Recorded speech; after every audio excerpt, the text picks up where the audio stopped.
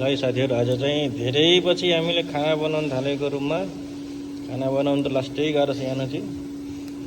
यहाँ होस्टेलमा बसेर 30-40 जनाको बिचमा खाना बनाउनु पर्छ। अनि तनाव आज फ्री भएर यसो खाना बनाउन थालेको। त्यस्तो त साह्रो केही पनि होइन। आज पोरर खाना मन लागेर पोरर किनेर ल्याएको। हामी त खाने होटलबाट नि हो, तर यसो आज रुममै बनाउन खोजेको खाना है। अहिले मासु के भन्छ, मासु रे प्याज पुरै भुटिँदैछ, उसो कालो भएर। पोररलाई पनि यसो अलिकति भुटभाट गरिदिएको। यता चाहिँ अब यो सौताको भाग है, कुन चाहिँ भनेको सौता थाहा छैन होइन। अब अगाडि साथीहरू यता छोपिसक्यो। छोपे एकछिन अब छोपिदिएको छौँ। यहाँ आइसक्यो उस्नेको आलु होइन, मजाले प्याज त हालिसक्यो। उस्नेको आलु, टमाटर, धनियाँ, खुर्सानी छैन होला र यो मसला है। अब यो कुट्न बाँकी नै छ। यता हाम्रो साथीले निकाल्नु भनिरहेछ, अब के गर्ने, निकाल्नै पऱ्यो। मसला पुरै कुट्ने कार्यक्रम हुँदैछ है। कुट्ने मान्छे यहीँ हो, पुरै कुट्दैछ है। मेरो खाना बनाउने ठाउँ चाहिँ यस्तो छ है, पुरै ठुलो हलै छ। के गर्ने अब, यस्तै हो विदेशी जिन्दगी। यहाँबाटको भ्यू हेर्नु कति माथि हो, माथि यस्तै हो। यहाँ मुनि यस्तो छ, यसो साह्रो पोहोर छ। अब के गर्ने, यहाँ कन्ट्र्याक्टरले सफा गर्ने, हामीले होइन। यस्तै हो। यो अर्कै जिराहरू कुटेर हालिसक्यो, त्यही हो। यसलाई हल्का चलाइदिने अब, त्यही त हो नि। ओ रुख भाइ रुख, चलाइदिइसक्यो, भयो नि। अब बिस्तारै पाक्दै गर्छ। साथीहरू टमाटर पनि राखिसक्यो मजाले। टमाटर हेर्नुहोस् कस्तो टेस्टी लागिरहेछ यार।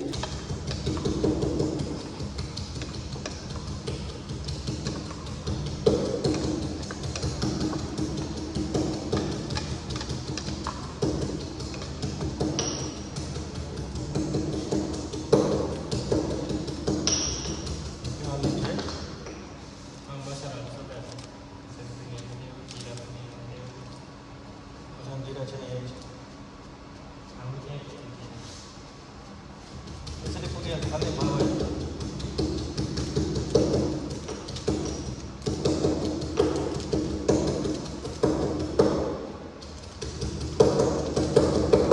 मिक्सवाला हाल्दै भइहाल्यो नि। नुन हाल्यो, हेर नुन कति हाल्यो।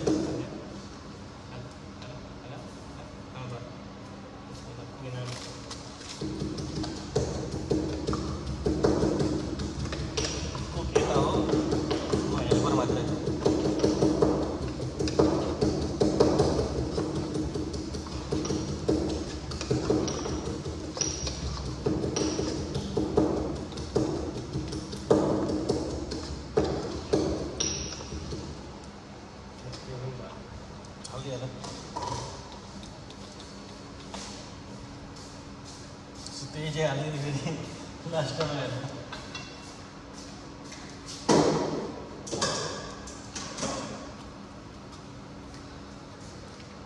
चम्चा थियोहरू कहाँ गयो?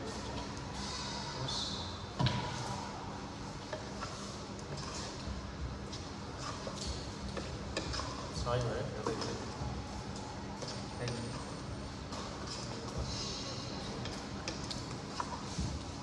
कहिले म धोइदिन्छु हातमा लाग्छ। त्यो खोलिदियो अब, के खोलिदियो, त्यो खोलिदिइहाल्यो अब। यस्तो दामी भएछ नि त, हेर्दै ल्याम खाउँ जस्तो। अहिले त मसला भुट्दै हो। ल फाइनली आलु र पानी राखियो। अब एकछिन छप्प छोपेर दिनुपर्छ आनन्दले।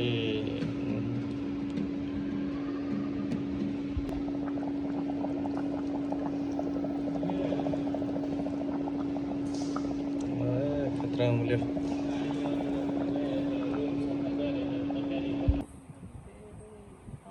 साथीहरू, फाइनली तरकारी बनेर पनि हामीले रुममा ल्याइसक्यो। यही भइसक्यो लास्ट तरकारी। अब खाने बेला भइसक्यो, खाना खानु पऱ्यो। रातिको 8 बजिसक्यो।